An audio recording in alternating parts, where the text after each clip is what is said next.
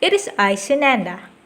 As a community of souls, we are taking part in a phenomenon that has never been tried in just this way before anywhere in the cosmos. You will notice how different my approach is now that I am able to talk with you about your heritage and your biological connections, the human related connections to your star brothers and sisters. 2000 years ago, I could not speak so directly about these truths. Of course, I did talk with my disciples, family, and friends about our star family.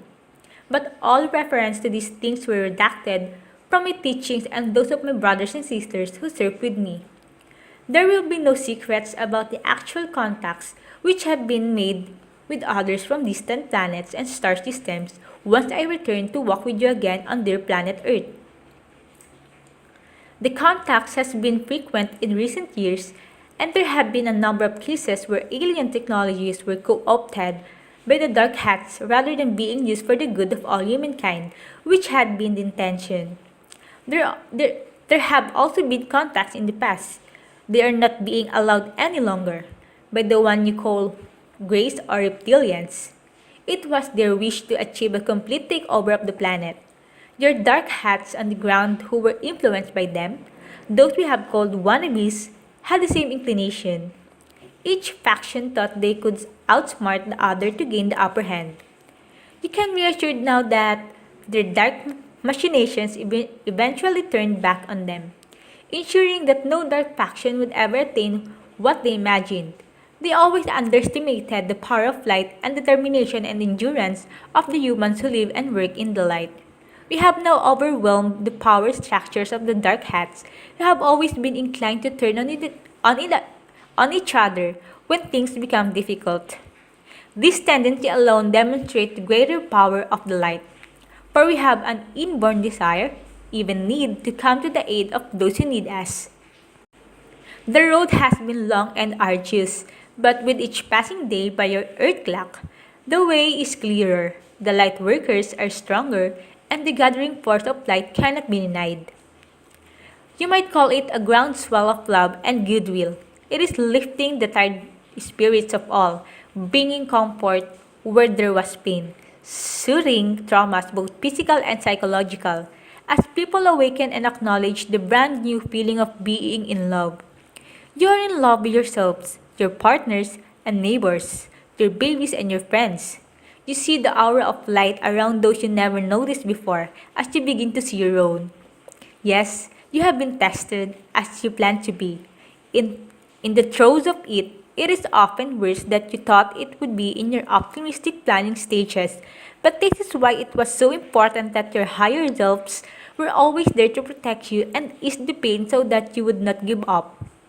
In the end, nearly of all you cling to life with great tenacity in spite of your complaints during the hard times. No one knows this better than I. I was aware of what was coming in my life as Jesus, and still there were moments of unbearable pain. Like you, I felt the pain of the trial as intensely as I felt the physical pain. Let it be known here that Judas did not betray me. He was my most trusted, beloved friend. He was the only one to whom I could entrust the difficult responsibility of reliving my whereabouts when the time came.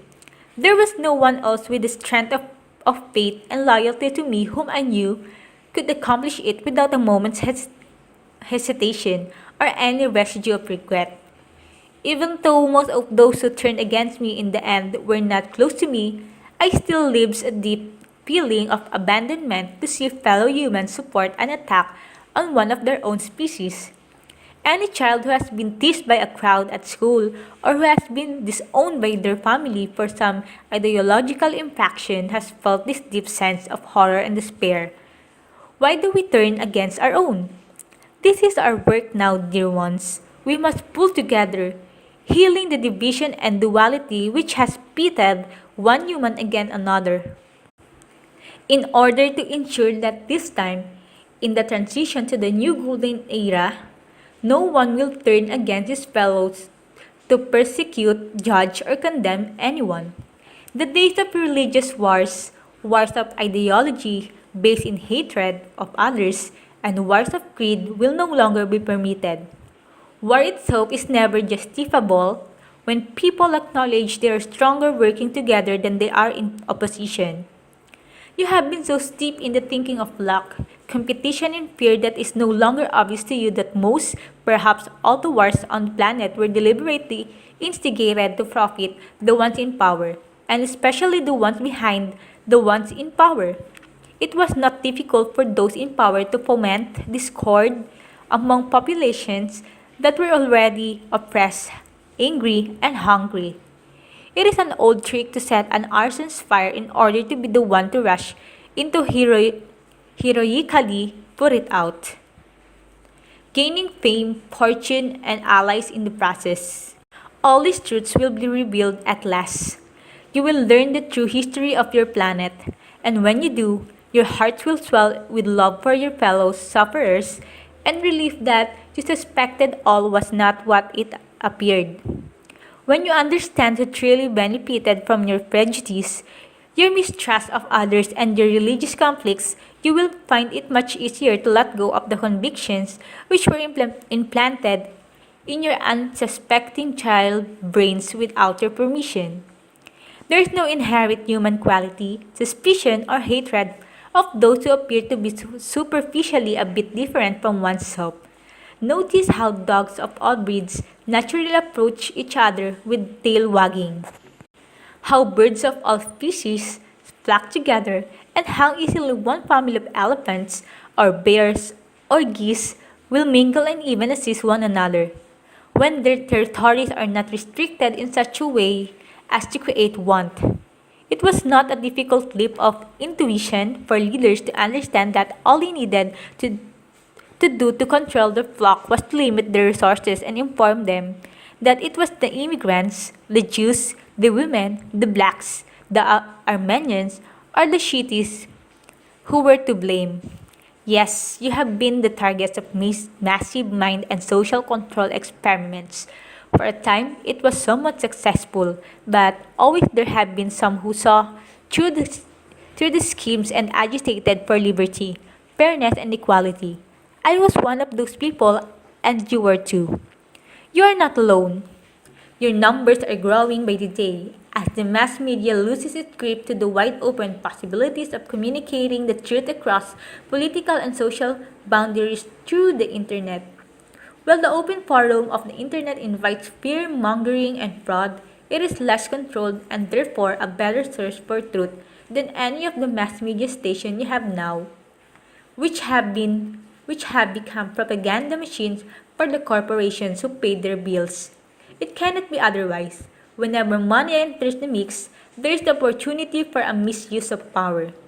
Now, let us address a current question in many of your minds. What is ascension and when, if ever, will it occur? Most of you are familiar with the story of my resurrection. This was the example we wish to give you of what ascension is. If there are those who doubt there is an afterlife, I can assure you, it is not an afterlife. It is life eternal. Each person finishes this present incarnation by going to the light to resume the life as a soul in a light body, which is what you might think of as your normal state, since this sojourn on earth is just a short space in your life as a soul. This time, you will not only travel to the fifth dimension, but you will be able to do so without the death of the body you are currently inhabiting, as was done in the past. This time, you have the option to take this body with you and to be completely healed and restored to a healthy body. You will have the ability to make changes in the appearance, size, shape, and possibly even gender of the body you will retain once you have moved to the fifth dimensions. This may sound like magic to you, but of course magic by your standards does happen in higher dimensions because creation occurs with the combination of thought and feeling, not through the manipulation of material substances with your hands, as you know it here. This is the world you can look forward to. It is the promised land which has been foretold in your ancient texts, but it is better by far than anything we can put into words for you here.